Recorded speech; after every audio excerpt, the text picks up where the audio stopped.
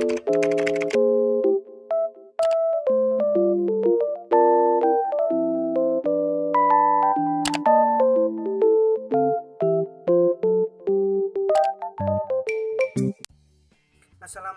warahmatullahi wabarakatuh. Perkenalkan, kami dari kelompok 6 yang beranggotakan saya sendiri Ahmad Syaifuddin, yang kedua ada Alicia Puspita Maharani, dan yang ketiga ada Rizka Ambar Febrianti. Baik, di sini kami akan menjelaskan suatu materi, yaitu sistem ekskresi pada hewan vertebrata dan invertebrata.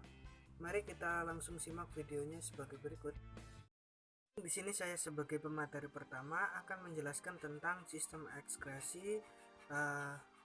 Jadi sistem ekskresi itu merupakan proses pengeluaran zat sisa metabolisme tubuh seperti CO2 atau karbon dioksida, H2O atau hidrogen dioksida, NH3, zat warna empedu, dan asam urat.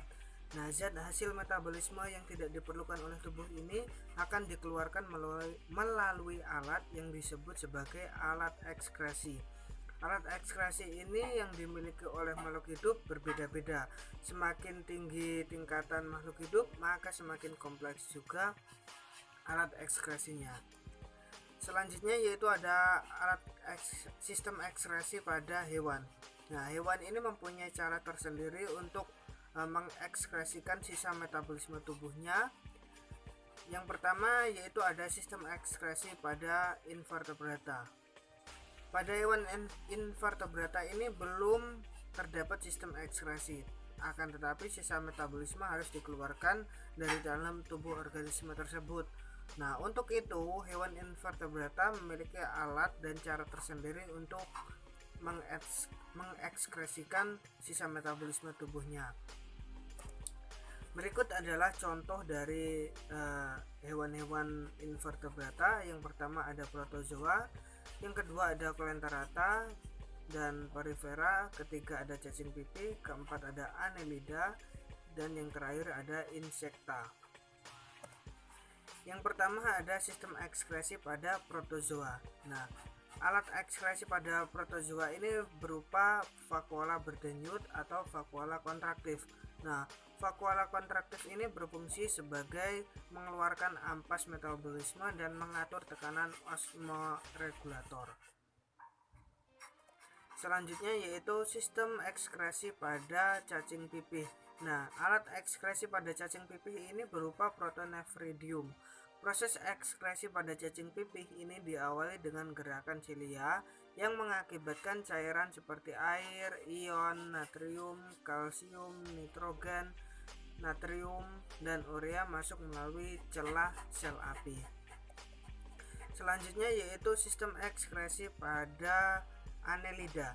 Nah, sistem ekskresi pada Annelida ini berupa nefrida atau organ ekskresi yang merupakan saluran, nefrostom atau corong bersilia dalam tubuh, dan yang terakhir ada nefrotor atau pori tubuh tempat kotoran keluar.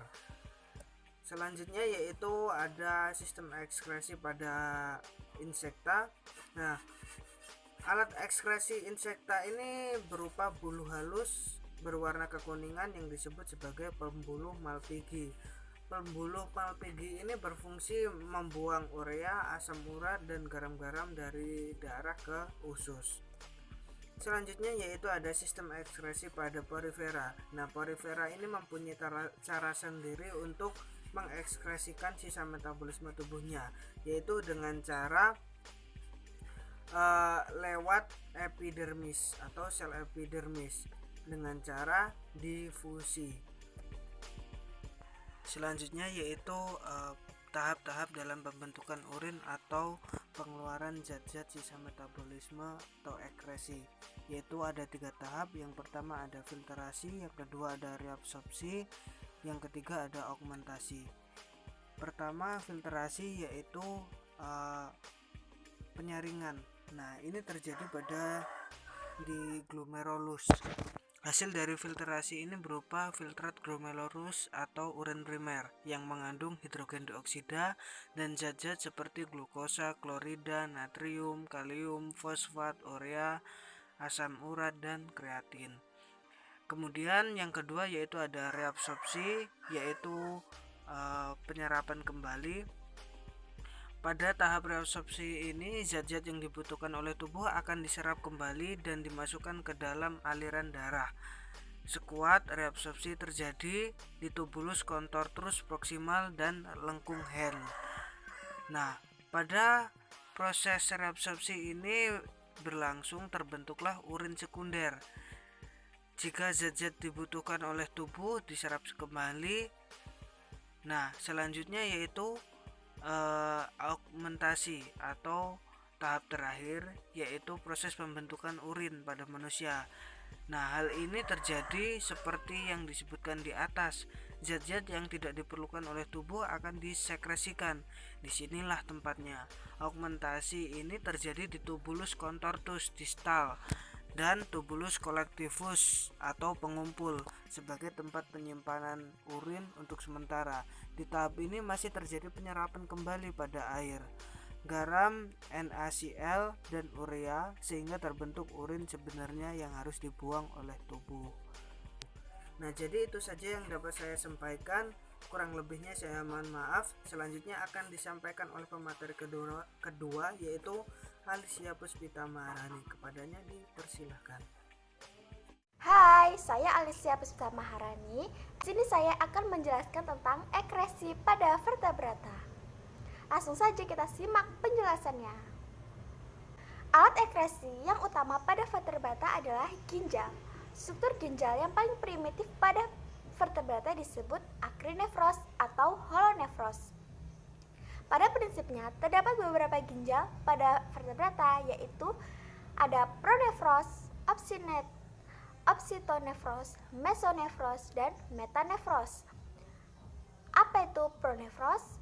Pronefros adalah ginjal yang berkembang pada fase embrio atau larva. Selanjutnya, pronefros akan berubah menjadi mesonefros. Kemudian, setelah hewan dewasa, berubah lagi menjadi metanefros. Yang pertama ada perkembangan ginjal pada vertebrata. Semua ginjal pada vertebrata awalnya berkembang dari arkinefros atau holonefros. Arkinefros merupakan saluran arkinefrik purba yang memanjang sepanjang selom yang dihubungkan dengan pembuluh darah yang tersusun segmental. Ujung pembuluh yang terbuka bebas ke selom tubuh dinamakan nefrostom. Pada masa larva, anamniota atau hewan yang bertelur di air, ginjal muncul sebagai ginjal transisi atau pronefros, bukan lagi sebagai akrinefros. Saat dewasa, bagian depan pronefros pada ikan dan amfibi mengalami modifikasi atau degradasi menjadi metanefros. Kemudian ada ginjal pada anamniota, yaitu pada ikan dan amfibi. Kita bahas dulu yang ikan. Nah, ikan ini seperti juga pada vertebrata lainnya yang mempunyai banyak fungsi, antara lain untuk regulasi kadar air, menjaga keseimbangan garam, dan mengeliminasi sisa nitrogen hasil dan metabolisme protein. Nah, alat pengeluaran ikan ini terdiri dari insang yang mengeluarkan CO2 dan H2O. Lalu kedua ada kulit, yaitu kelenjar kulitnya ini mengeluarkan lendir hingga tubuhnya licin dan memudahkan si ikan ini bergerak di dalam air. Lalu yang ketiga ada sepasang ginjal. Sebagiannya ini besar. Lalu sepasang ginjal ini mengeluarkan urin. Nah, keempat, berkembang dua tipe ginjal pada ikan, yaitu ada yang pertama ada pronefros. Nah, ginjal pronefros ini adalah yang paling primitif.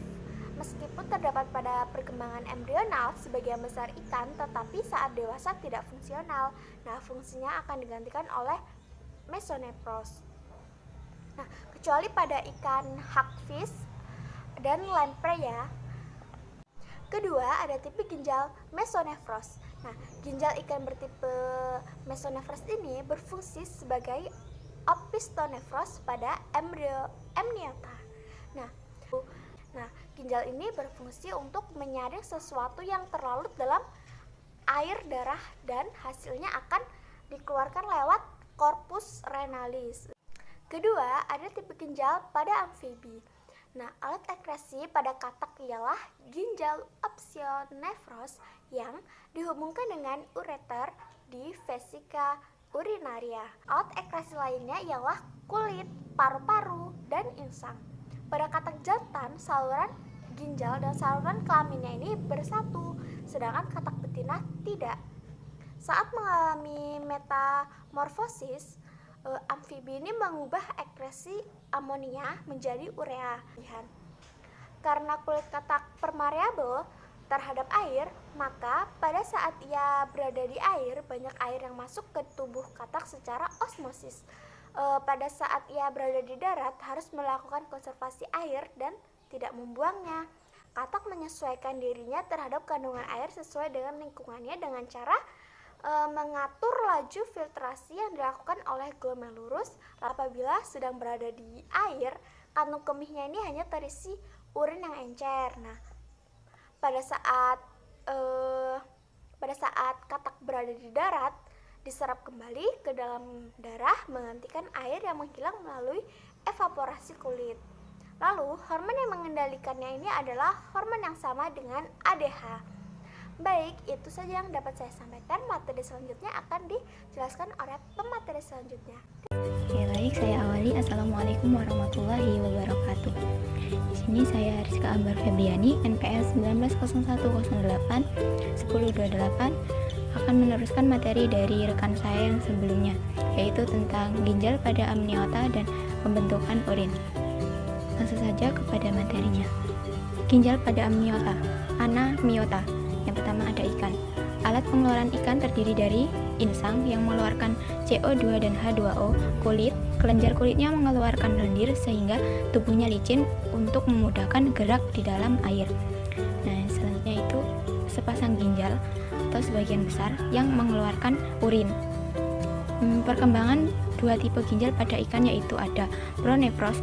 Ginjal pronefros adalah yang paling primitif, meski terdapat pada perkembangan embrional sebagian besar ikan, tetapi saat dewasa tidak fungsional. Fungsinya akan digantikan oleh mesonefros. Nah, yang kedua ini ada mesonefros.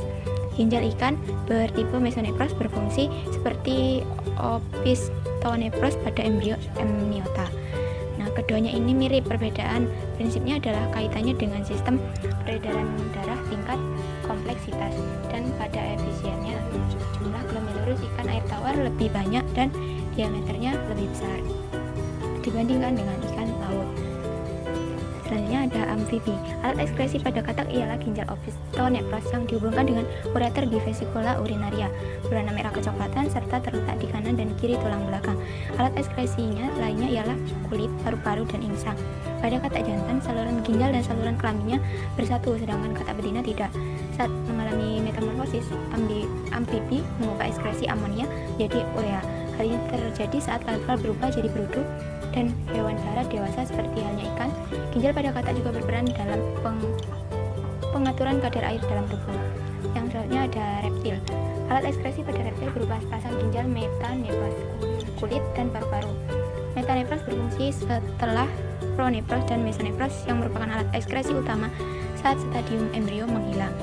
Ginjal dihubungkan oleh ureter ke vesika urinaria yang bermuara langsung di kloaka. Bentuk ureter menyempit di bagian posterior, ukurannya kecil dan permukaannya beruang-ruang. Selain ginjal, reptil memiliki kelenjar kulit yang menghasilkan asam urat tertentu yang berguna untuk mengusir musuh. Pada jenis kura-kura tertentu terdapat sepasang vesika urinaria tambahan yang juga bermuara langsung ke kloaka dan berfungsi sebagai organ respirasi. Nah, amniota yang selanjutnya ada apes. Alat ekskresi berupa sepasang ginjal metanefros, kulit, dan paru-paru. Ginjal dihubungkan oleh ureter ke kloaka karena burung tidak memiliki vesika urinaria. Tabung ginjal burung lebih banyak daripada mamalia karena kecepatan metabolisme burung sangat tinggi. Tiap 1 ml kubik jaringan korteks burung mengandung 100 sampai dengan 500 tabung ginjal yang membentuk lengkung Henle kecil. Air dalam tubuh disimpan melalui reabsorpsi di tubulus. Di dalam kloaka juga terjadi reabsorpsi air yang menambah jumlah air dalam tubuh. Sampah nitrogen dibuang sebagai asam urat yang dikeluarkan lewat kloaka sebagai kristal putih yang bercampur feses. terakhir ada mamalia. Mamalia memiliki sepasang ginjal yang terhubung dengan pembuluh arteri renal dan vena renal. Urin yang dihasilkan oleh ginjal akan melewati saluran yang disebut ureter, yang akan bermuara di kandung kemih. Urin dikeluarkan dari kandung kemih melalui saluran yang berbentuk uretra. Otot sphincter pada persambungan ureter dan kandung kemih akan mengontrol pengeluaran urin. Struktur ginjal mamalia memiliki 3 bagian utama, yaitu bagian luar atau kulit ginjal, medula di bagian dalam korteks, dan pelvis atau rongga ginjal. Nephron adalah unit fungsional terkecil ginjal yang terdiri atas saluran tunggal panjang dan memiliki bagian pembuluh yang menggelembung, disebut glomerulus, yang diselubungi oleh kapsula Bowman. Adapun struktur dan fungsi ginjal mamalia yaitu, pertama, fungsi korteks adalah tempat pembentukan urin, dan selanjutnya ada medula, berfungsi mengatur kadar air urin. Selanjutnya ada pelvis, berfungsi menampung urin dari nefron ginjal. Ureter merupakan saluran keluar urin dari ginjal ke kandung kemih. Oke, materi yang selanjutnya ada proses pembentukan urin. Jadi teman-teman udah nggak asing lagi ya pasti sama urin, karena setiap hari kita pasti akan mengeluarkan urin, yaitu zat sisa dari tubuh kita. Nah, terbentuknya urin ini tuh bukan hanya karena semata-mata kita minum terus langsung jadi urin gitu, enggak ya. Jadi ada tahap proses-prosesnya yang sangat rumit. Nah, berikut ini akan saya jelaskan tentang proses pembentukan urin. Yang pertama ada penyaringan atau filtrasi. Proses pembentukan urin diawali dengan penyaringan darah yang terjadi di kapiler glomerulus. Sel-sel kapiler glomerulus yang berpori, podosit, tekanan dan permeabilitas yang tinggi pada glomerulus memudahkan proses penyaringan. Selain penyaringan, di glomerulus juga terjadi penyerapan kembali sel-sel darah, keping darah, dan sebagian besar protein plasma. Bahan-bahan kecil yang terlalu di dalam plasma darah seperti glukosa, asam amino, natrium, kalium, klorida, bikarbonat, dan urea dapat melewati saringan dan menjadi bagian dari endapan. Hasil penyaringan di glomerulus ini disebut filtrat glomerulus atau urin primer, mengandung asam amino, glukosa, natrium, kalium, dan garam-garam lainnya. Nah, proses selanjutnya yaitu ada penyerapan kembali atau reabsorpsi. Bahan-bahan yang masih diperlukan dalam urin primer akan diserap kembali di tubulus contortus proximal. Sedangkan tubulus contortus distal terjadi penambahan zat-zat sisa dan urea. Meresapnya zat pada tubulus ini melalui dua cara. Gula dan asam amino meresap melalui peristiwa difusi, sedangkan air melalui peristiwa osmosis. Penyerapan air terjadi pada tubulus proximal dan tubulus distal. Substansi yang masih diperlukan seperti glukosa dan asam amino dikembalikan ke darah. Zat amonia, obat-obatan seperti penisilin, kelebihan garam, dan bahan lain pada filtrat dikeluarkan bersama urin. Setelah terjadi reabsorpsi, maka tubulus akan menghasilkan urin sekunder. Zat-zat yang masih diperlukan tidak akan ditemukan lagi. Sebaliknya, konsentrasi zat-zat sisa metabolisme yang bersifat racun bertambah, misalnya urea. Proses yang terakhir adalah proses augmentasi, adalah proses penambahan zat sisa dan urea yang mulai terjadi di tubulus contortus distal. Dari tubulus ginjal, urin akan menuju rongga ginjal, selanjutnya menuju kantong kemih melalui saluran ginjal. Jika kantong kemih telah terisi penuh, dinding kantong kemih akan tertekan sehingga timbul rasa ingin buang air kecil. Urin akan keluar melalui uretra. Komposisi urin yang dikeluarkan melalui uretra adalah air, garam, urea, dan sisa substansi lainnya, misalnya pigmen empedu yang berfungsi memberi warna dan bau pada urin. Baik, demikianlah materi yang dapat saya sampaikan. Apabila ada kurangnya, saya mohon maaf. Saya akhiri. Wassalamualaikum warahmatullahi wabarakatuh.